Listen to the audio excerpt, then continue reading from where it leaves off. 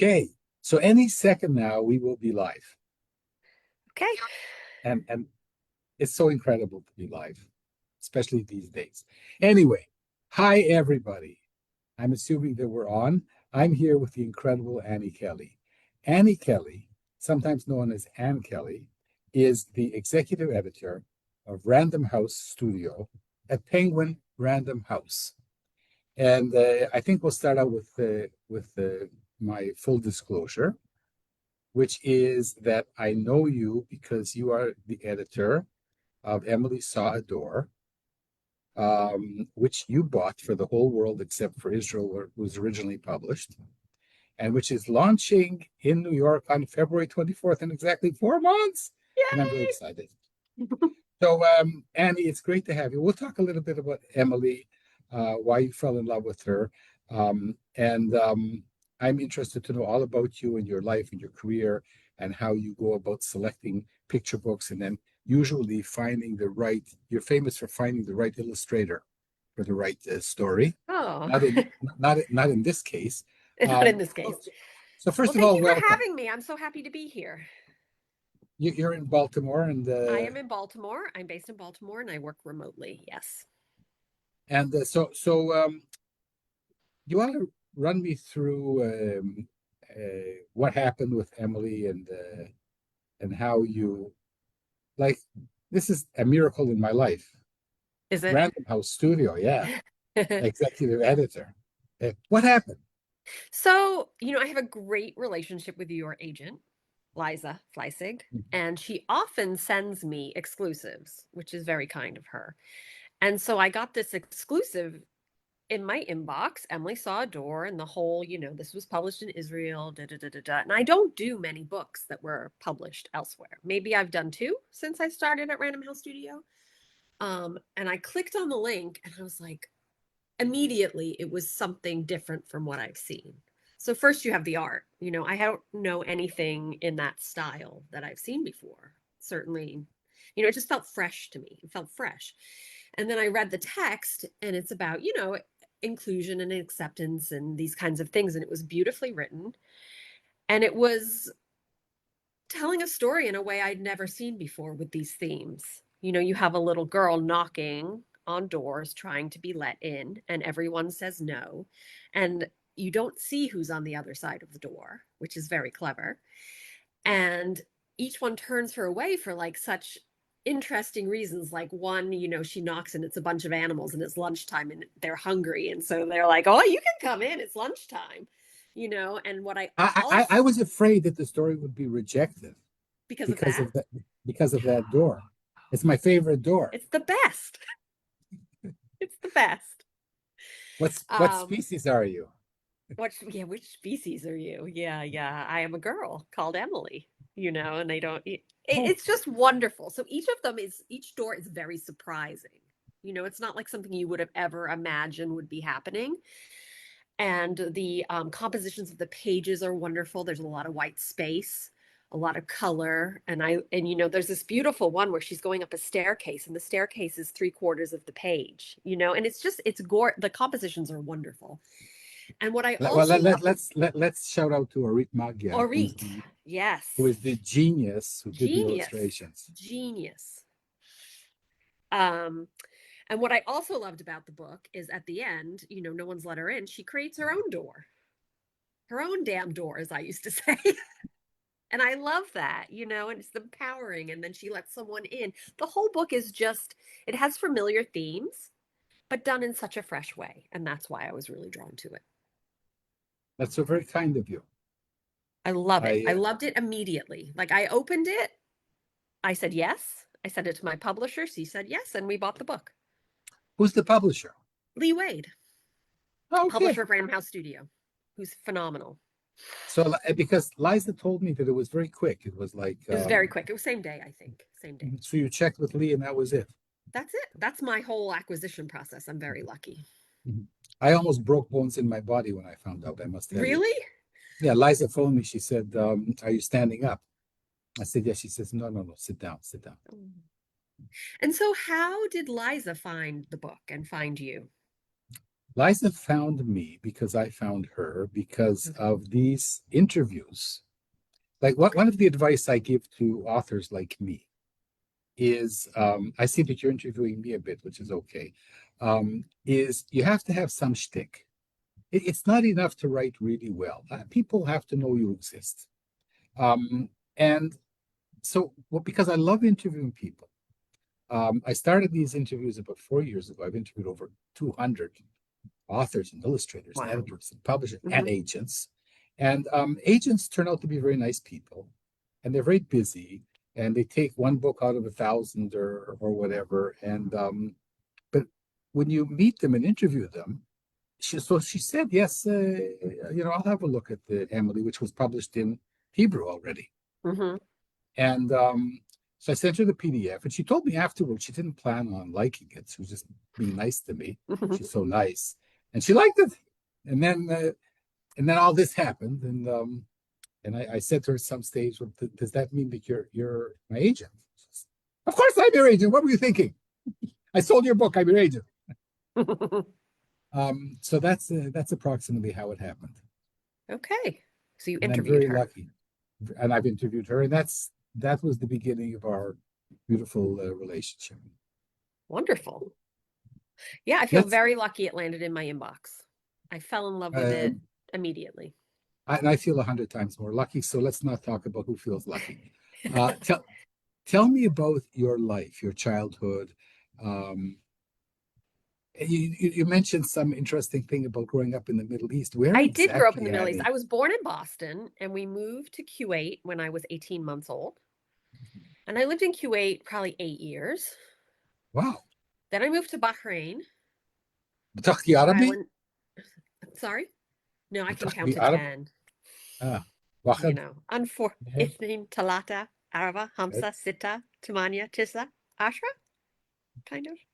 ولكن كويس مليح So 11. I did grow up in the Good. Middle East. Yeah. And then we moved. My mother's British. We moved to Wales. Oh, And then we moved back to the States when I was in middle school. But when I lived in Kuwait and Bahrain, well, particularly Bahrain, I was a huge reader. I the We had Scholastic delivered over there, and so I was in charge of organizing all the orders. So when they came in, I'd like make all the little piles and and have all my books and so I was a big reader and Scholastic was a big outlet for me there. And that I think started me off. so which picture books did you fall in love with as a young girl? I used to carry around a Xerox copy. I don't know why I didn't have the original of Cloudy with a Chance of Meatballs, Okay. which I loved. Um, and what else did I read? But I was huge on series. Like I devoured the Babysitter's Club. Like one after the other. So lots of series came through. And I grew up at a time where there wasn't really like a YA category. You just sort of went from Babysitter's Club to more adult stuff. Now there's that whole category. Yeah. Yeah. And so you went to a girls' college or something? I went to Wellesley College, yeah. Women's college, which So I loved.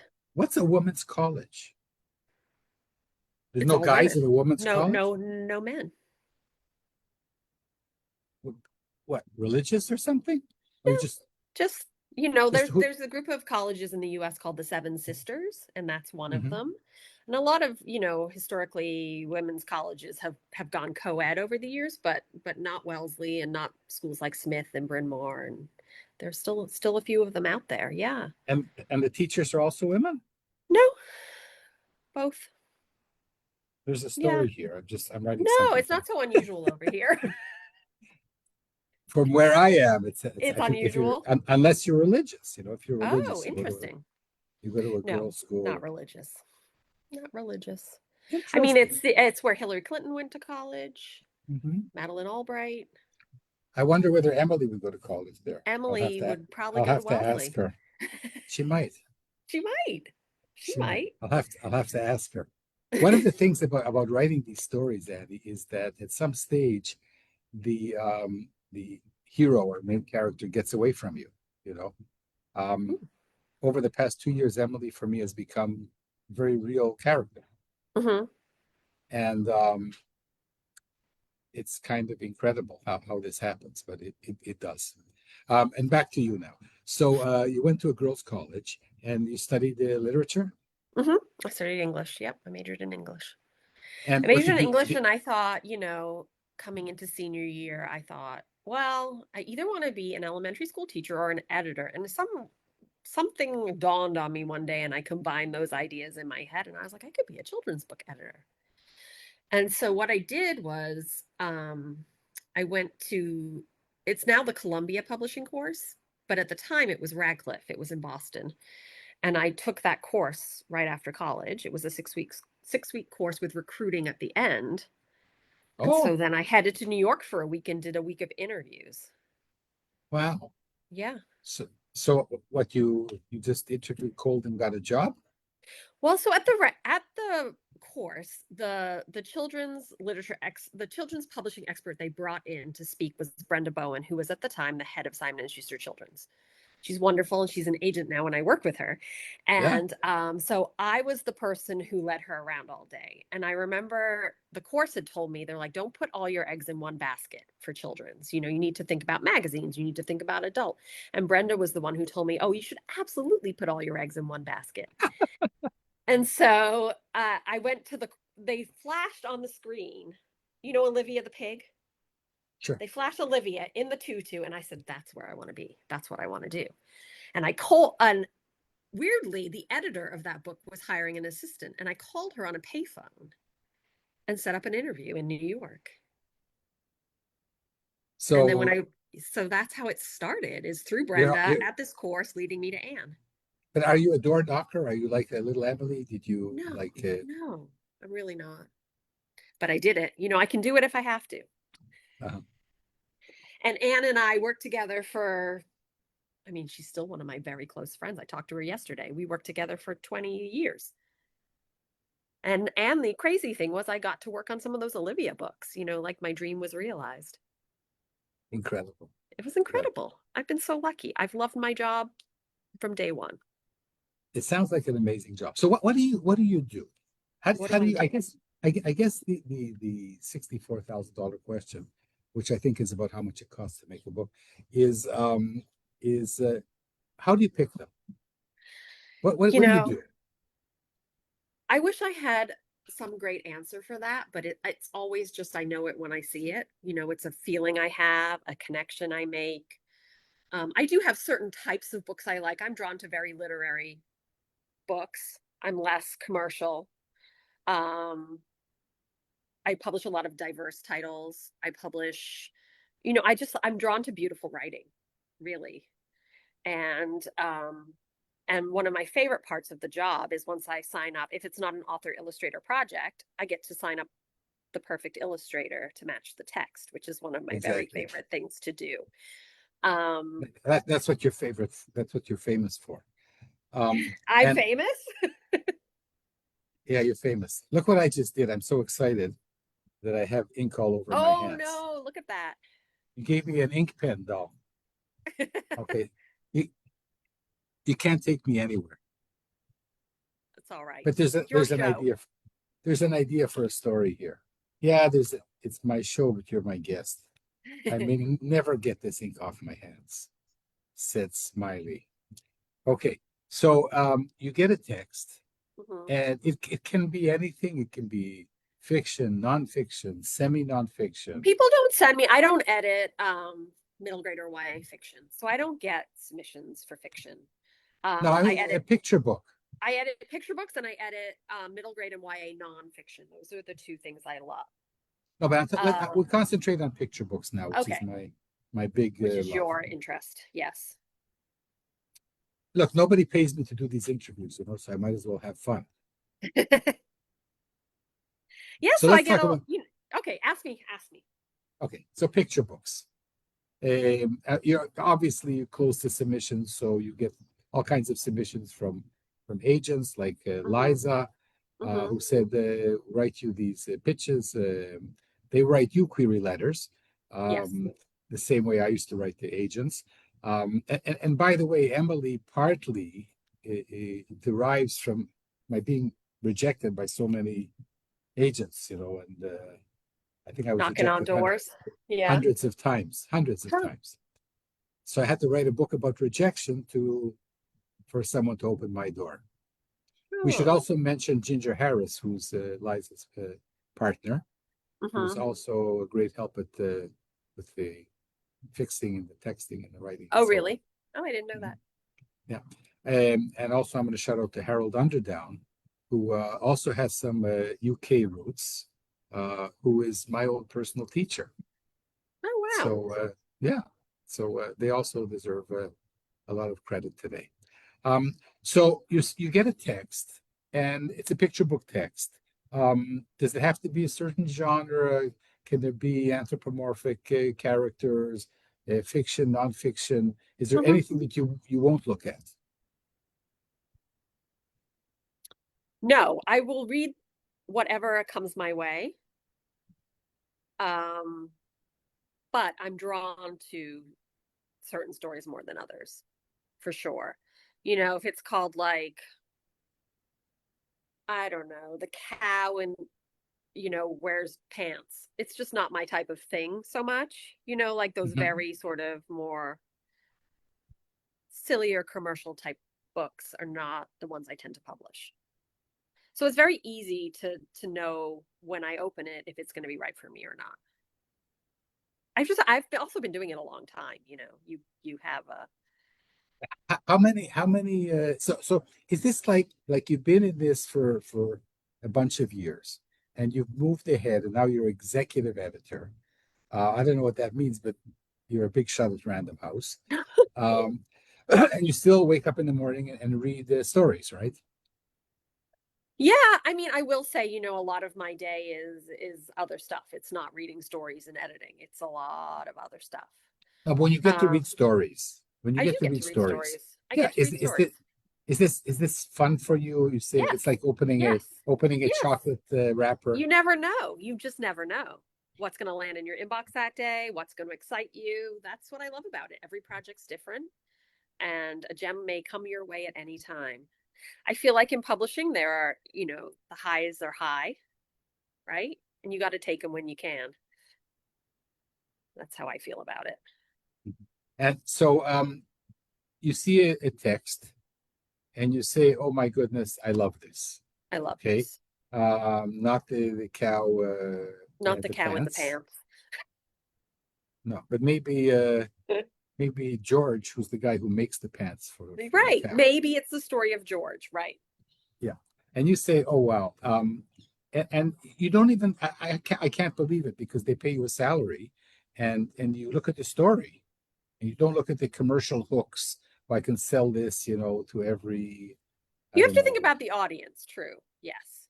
Like, is this a school and library book? Who is this going to appeal to? Do we think the indies will love this? All of these things go through your head. So you do it. So it's not just a lovely It's not story. just like, I love it. Let's go.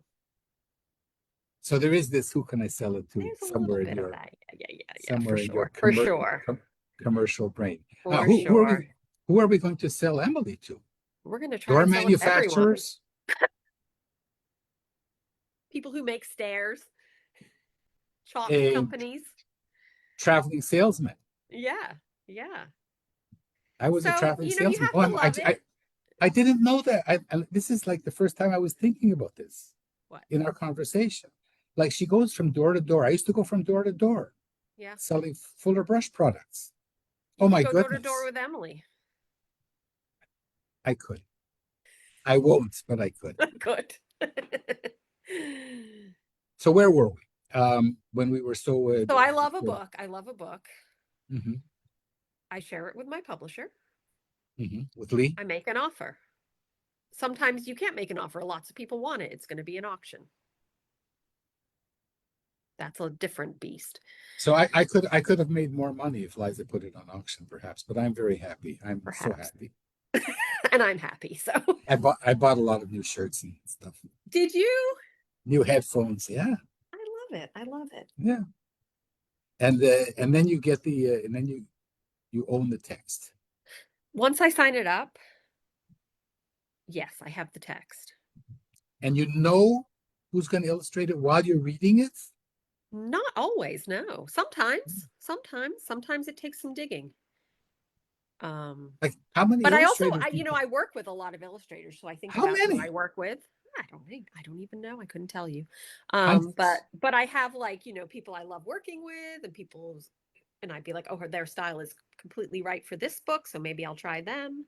And then sometimes you try someone new. It's very exciting, so many options.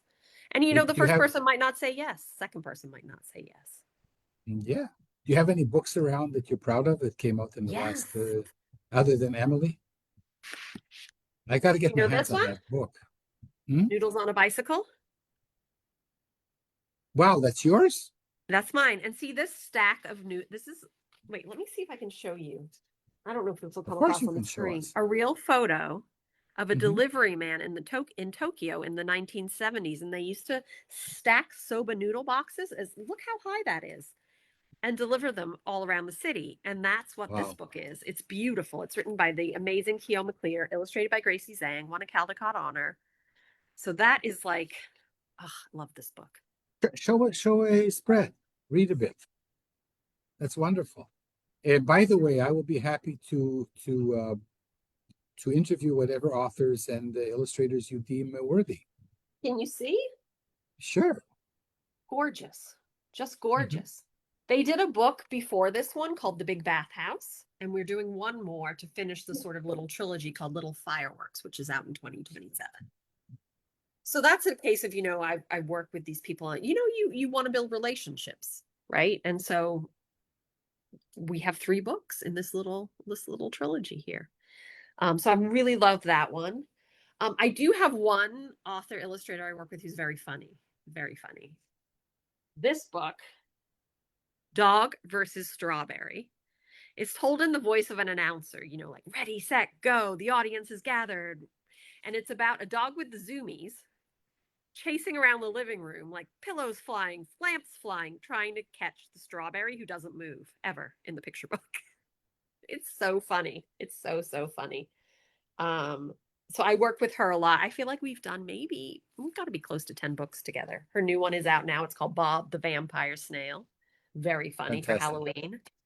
And incredibly, and this is really incredible, you discovered a friend of mine, Hanoch Piven. Oh, right. Right. Yes. Isn't that crazy? That is crazy. That was a long time ago. I was young. Yeah. So that's a shout out to Hanoch. I know. Yeah. That's I published his wife's book too. yeah, Yeah. he's been on the show, of course. Yeah. Um, yeah. So let's continue. Okay. Other than reading books and loving certain ones, and then buying them and finding the right illustrator, what else do you do? What else do I do? Sounds to Well, me like a a big big job. part of my job is once the illustrators deliver sketches, is working with our phenomenal art director, Rachel Cole, typically on, reviewing those dummies and making sure we have everything where we want it to be. Are we showing what we want to show? Do we want to move this type backwards, forwards? Do we need to add an extra spread? Do we need to lose a spread? All of that puzzle work goes into a dummy over usually about 4 rounds. It's a process and it's so much fun. It's like putting a little puzzle together. So that's a big part of my job. We lost the spread on Emily. We We did had, because of page lengths are and different here. that was Text no length. fun for me. That was no I fun for me. know, I know. It was like Sophie's Choice, wasn't it? It was But another it's thing. fine. It's all good. It looks, No, no, it works. show the book again. I'm not going to See see the here, book now for months. Emily saw a lovely door. Emily Wow, Door. the blue is gorgeous. The blue is incredible. I saw that blue on the interior and I was like, How, oh, that would be great for the jacket. can you open it? How does it look in English? Here's your lovely title page. Oh This was an wow, extra piece of art we had from the Hebrew edition, yeah, and we hadn't used it in the book, so I was like, let's put it on the title page. Oh, okay. and look under your dedications, we have a tiny heart we picked up from another Oh, page. um, So there's the blue we pulled from. Let me find a door for you. This is the one I was talking about earlier, where you have Yeah, yeah. 3/4 spread of the stairs.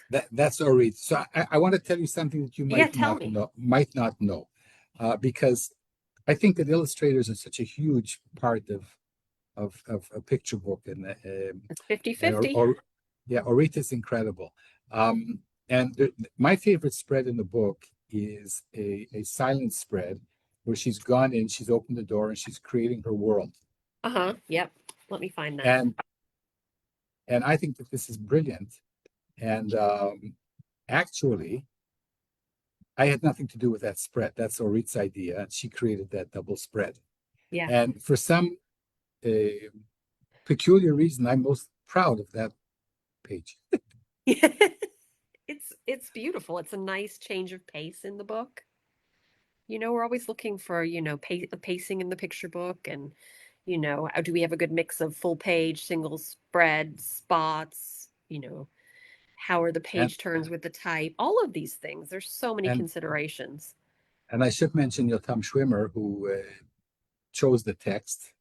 I almost suffocated when I read his email, um, and worked with me on the text, and saw what was missing. In the original story, Emily pulls a few crayons out of her curly hair, Mm-hmm. and Yotam said to me, "Well, I love the whole story, but this doesn't work. It's contrived." And I knew it was contrived, but I didn't have a fix. And then you go into this state of purgatory for a writer when somebody wonderful wants to publish your book, but you need to fix a critical beat. Mm-hmm. And then it took me about 3 weeks to get the idea where she sees the chalk game and the hopscotch and Hopscotch. it's yeah, and it comes to her. So Yotam Schwimmer and Mira Firon, who is the publisher, Mm-hmm. and they will come to New York with me in February. Maybe we'll meet you. Wow. I hope. Party. Well, it's an incredible story for us. Yes. So the what I want to know is, so you come. Oh, by the way, I just mentioned one more thing that I'm not sure that one of the disappointments. I had only one disappointment in your work, and that is for 2 days Emily was left-handed in the The English designer, I edition. don't know what the designer did, but I'm glad she was left-handed for a brief minute there. Yeah, and I I was would have so been happy. okay either way. You were Yeah, no, happy, I know. not because I'm left-handed. I'm saying, you know what? Emily probably is left-handed. She's left-handed. No, she isn't No, left-handed. she's not. Well, it's because when we had to flip a final spread to make her left-handed to make it consistent, it didn't look as good. Yeah, That's I mean, why. So we had to flip it back. I, I can live with that. But I've been dying to write a book about left-handedness, Uh-huh. and it's very hard to write about something that's very close to you. The reason that Emily is a girl is because when I tried to write at the beginning from a boy's point of view, like the inner Mel, Mm-hmm. um, it didn't work. It was too close to who I am. Mm-hmm. The moment she became a girl, I could use my female self and whatever, and connect with her in a way that wasn't too close to little me. Is she named But after anyone? I think that Emily is a very strong name for a girl. Yeah. And there's a secret. If you look in the letters, you see Mel in her name. So it's Emily, but there's a little bit of Mel in there too. Oh, interesting. Okay. And you didn't know all these things, so I didn't know these things. and it's a good thing that we're meeting. You see. So you didn't say what else you do. So you have the artwork, and you bring the We book do to that. Yeah. you bring the book to the point where it's printed and ready, and then Oh, well, is we your have to go job. through color correction. That's a big process. It's a big Where you process. look at, yeah, when you look at proofs, see how the color is, make any changes to the color. Mhm. Sometimes the illustrator has to do it. Sometimes we do it on our end, but that goes through 4 rounds of color correcting, let's say. Wow. Because we get the art for not Emily because it came in formed, But if an illustrator delivers art in, say, February, the book Hmm. will publish the following year. We need a full year from final art to publication Wow. to do all of this. Yeah. Does it ever happen that I know this happens occasionally for authors that something about them is not happy with the way the book turned out. It's an occasional thing. Does it ever happen with you? Is it ever like you've hired this illustrator and the artwork didn't come out exactly what you're dreaming of? Or I'm trying to think. I mean, it has happened that a book has been canceled early on if it's not working out for whatever reason. or they? Once it's printed, I'm then No, that's no, that. I know, I but mean, like, I think the key is to keep the author involved all the way through. Show them sketches. Like I'm very, I like, really? You yeah, do I that? like the author to know who we're hiring to illustrate, to approve it. Mm-hmm. Mm-hmm. So we know that the author loves the illustrator. And then to see the sketches and give any feedback on the sketches, to see the final art, to see everything before it goes to the printer. So by the time you get the book, it's not a surprise. Oh wow, because there's a lot of publishers in the States that like keep distance between the author and the illustrator during the Yeah, I process. mean, they're not generally in contact with one another, but I do show the author the sketches once I'm happy with them. And they So find so stuff, it's good. It's good. You don't want surprises when you're sending something to the printer. and when the book, at what stage do you give the book up for adoption? Um, it goes to marketing, publicity, Oh, so I never give it up.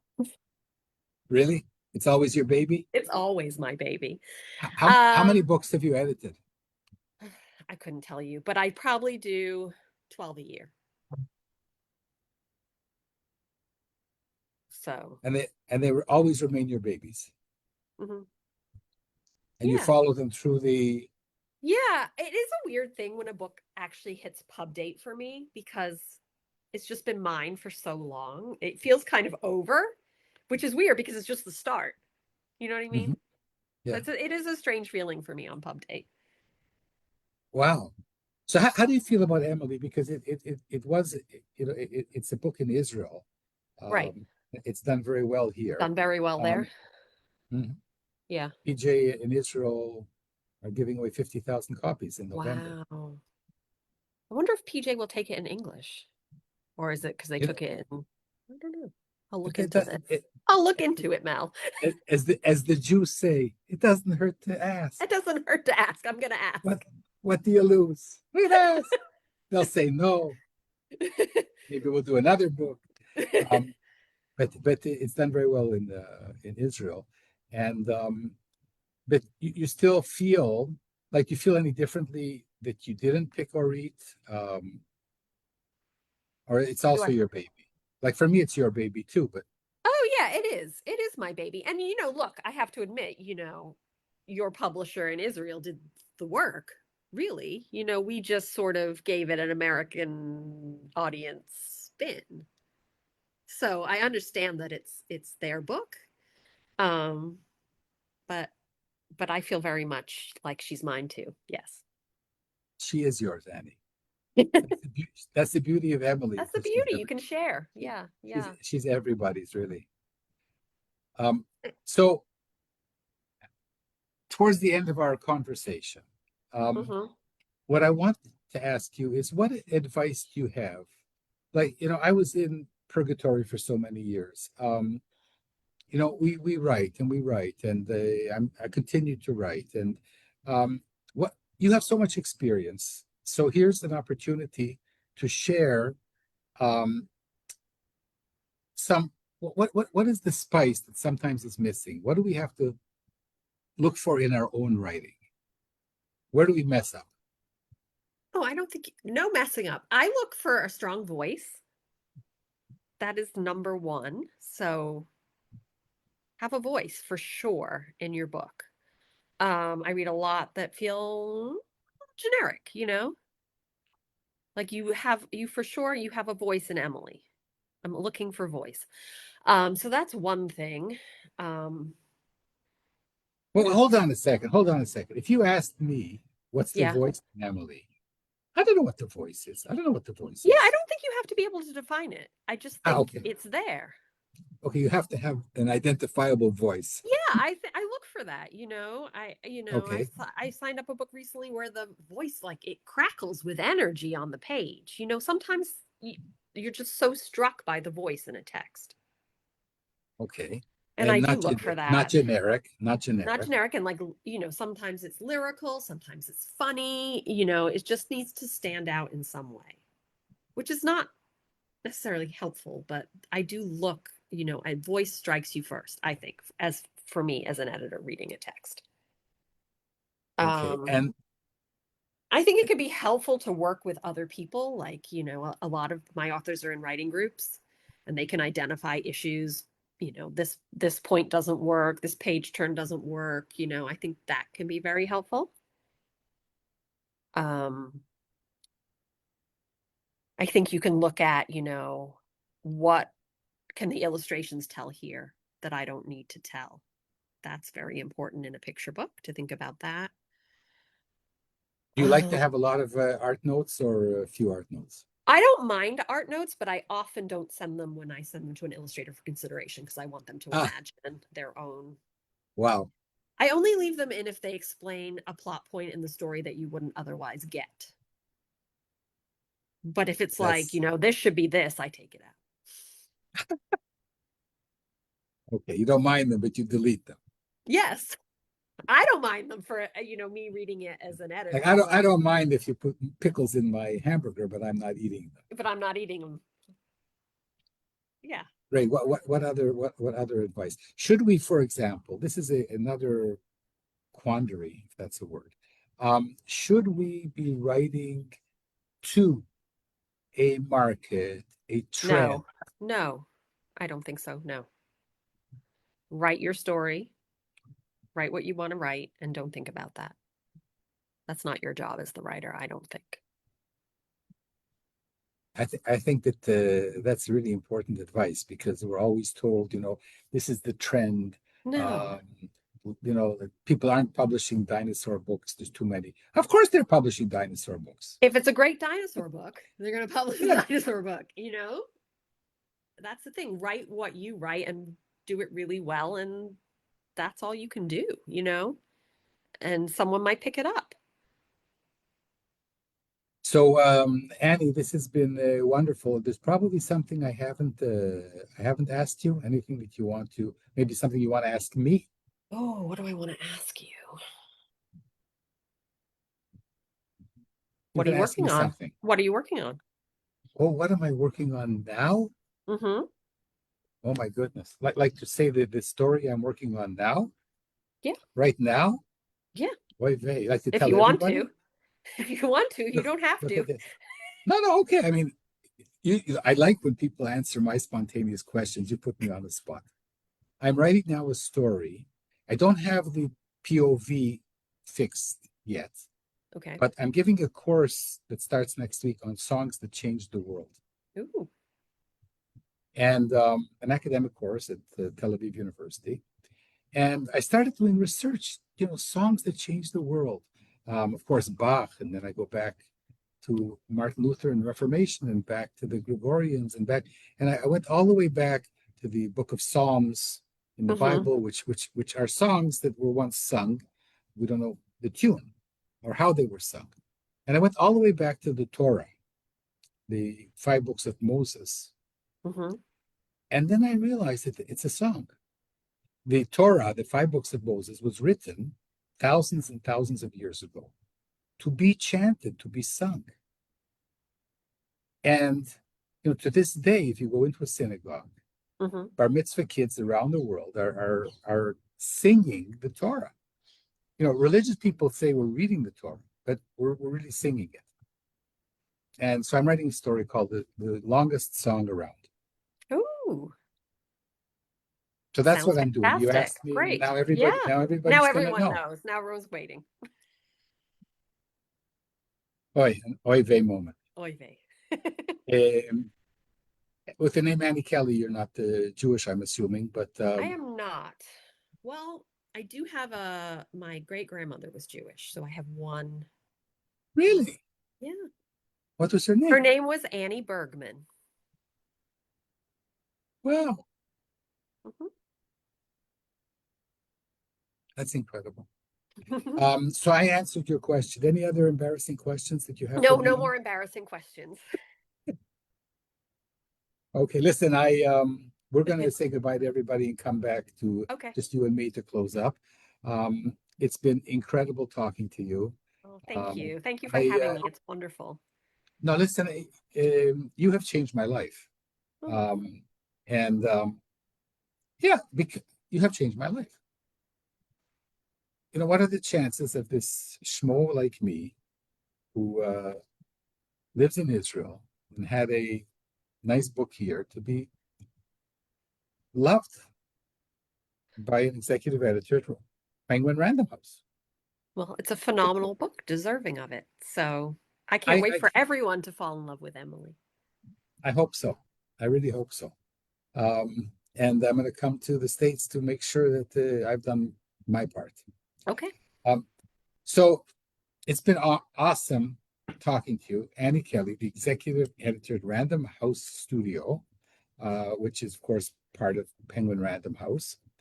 And thank you so much for sharing your wisdom and your humor and your love of children's books. Oh, thank you for having me. I really enjoyed this. And we'll go out and come in the same link. We'll say to So I everybody, leave and come back? yeah, but without Okay. everybody else. And just Okay. I should mention, I forgot to mention that I'm the host of the Children's Literature Channel, the New Books Network, which is hosting this. Um, and what else? Uh, Emily Saw Door launches in exactly 4 months, February 24th, February 24th, 2026. and we'll be there. Okay, great. Thank you. Thanks. Bye. Bye.